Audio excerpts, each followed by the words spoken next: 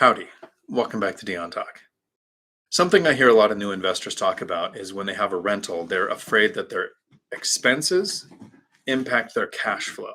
So, what I'll hear people say often is if I have a rental and it only cash flows $100 a month, and then I have a $1,000 water heater break, that I'm going to lose 10 months of cash flow.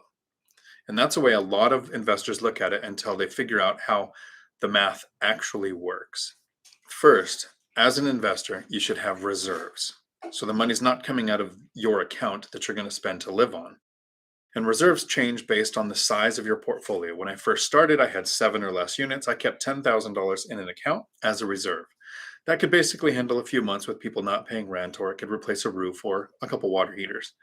As my portfolio grew, Murphy's Law can kick in. If anything can go wrong, it probably will. Murphy's fourth corollary is if a sequence of events can go wrong, they probably will, and in the worst possible order.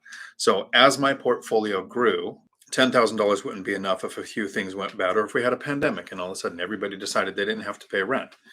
So I increased the reserves up to $30,000. I've still never actually touched those reserves for repairs. When you have a water heater that breaks, it can come out of your reserves. That's the money you use when you don't have the money to fix it out of your cash accounts. When we run the numbers to buy a property, we think of basically 3 things: price of the property, the rates we're going to get on the property, and the rents, to make a calculation to get what is considered your cash on cash return. When we're calculating our yield, you have a cost to acquire and you have annual profit. Annual profit is the money left on your gross rents after you take out principal, interest, taxes, and insurance, after you set aside for repairs, maintenance, vacancy, and if you have property management, property management.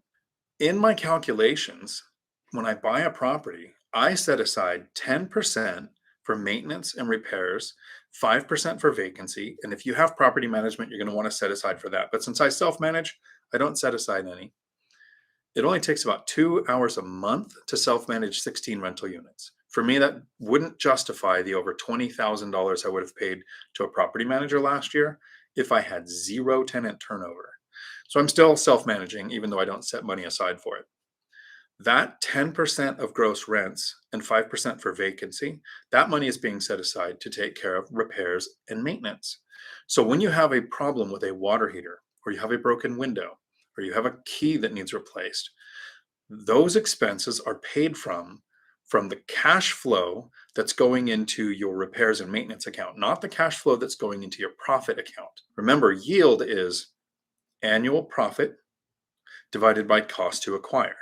Annual profit is money left over after principal, interest, taxes, insurance, repairs, maintenance, and vacancy. What's left is profit times that month times 12 to get you your annual profit, divided by cost to acquire. Cost to acquire is down payment, immediate repairs, closing costs. So the money spent to make the place rent ready when you purchased it. When we first start out, it seems like if you have a $1,000 water heater, you have to pay to replace it because maybe you haven't built up the reserves yet. As you build the reserve account, and again, this scales in size with the size of your portfolio, the more properties you have, the larger your reserves are going to be. I've never in a year, even in a year where I replaced a roof, have I spent more than 10% of gross rents. On that first property, gross rents might not be a lot. And if you don't have the reserves built up, again, it feels like you are paying for maintenance and repairs. But as the income snowball kicks in, as the number of units increases, as that cash flow increases, gross cash flow, not just the profit, but that 10% for repairs and maintenance and 5% for vacancy that you're setting aside for that, gets bigger with each property as well. When the reserve account is full, that doesn't mean that now that 15% of gross rents that I would be setting aside goes to my spending fund. Like I can get a bigger car, better vacation, spend 3 months in Florida scuba diving instead of 1 or 2 months. But that money goes to the investing fund. So when the reserve account is full, investing happens faster because all of the money that we would be setting aside for repairs, maintenance, and vacancy is going into the investing fund. When we have an expense, it can come out of the investing fund, it can come out of the reserves, whatever you're most comfortable with, but it's not coming out of your cash flow. If you buy a cash flow negative property, that means you're not setting aside for repair, maintenance, and vacancy. A question we had come up, I think, a week or two ago, and we talked about it in the Three Amigos with Matt the Lumberjack Landlord and Michael Zuber from One Rental at a Time, talking about somebody thinking it's okay to buy an alligator, a property that loses a little bit of money every month, because in the last year, it appreciated 20%, which means they were anticipating that same growth next year, which to me is a really risky thing. Then expenses even make that a worse deal. But when you buy a property right, where you figure out what the area average yield for your area is, and that can be 5%, 8%, 15%, whatever your area average is, our goal should be to buy a property that is getting better than that area average yield. If we pay principal, interest, taxes, insurance, and we set aside for repairs, maintenance, and vacancy, those funds are what protects your cash flow. Your cash flow is what protects your asset. This is something I heard them come up with on a BiggerPockets episode with Meet Kevin. Meet Kevin was being interviewed, and it seemed like in the middle of the interview, Brandon Turner, David Green, and Meet Kevin Paffrath, had the thought at the same moment. It looked like Kevin reached around for a notepad to take a note, that your cash flow protects your asset. Because if you're buying properties that have positive cash flow, when we have a recession or a property correction or crash and prices go down, it doesn't impact you.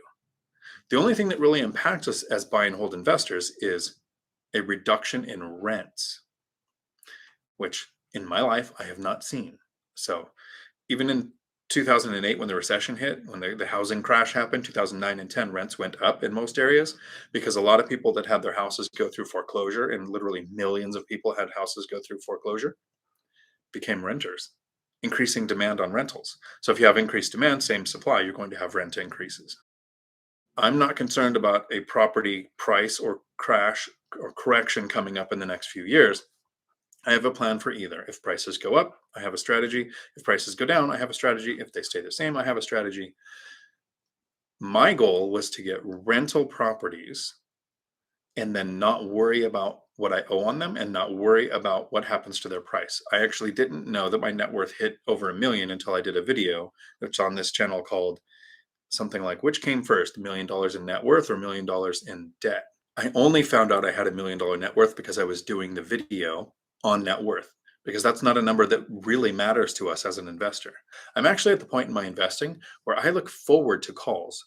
I had a tenant call me probably 2 or 3 months ago, and she said, your garage door, because she's the tenant, I'm the owner, it's my garage door, is falling apart. It was the original garage door from, I think, 1982, and it was a wooden one that didn't articulate in the middle. It actually folded. It's the original garage door. So I'm surprised it lasted as long as it did. I spent, I think it was around $2,000 plus a tip to put a new garage door in, which is more expensive than a couple of years ago. So you would think I'm an investor, and an investor would go, oh man, $2,000 expense to put in a garage door. That must suck. And I'm like, oh, that's great. The asset looks better. The tenant is happy.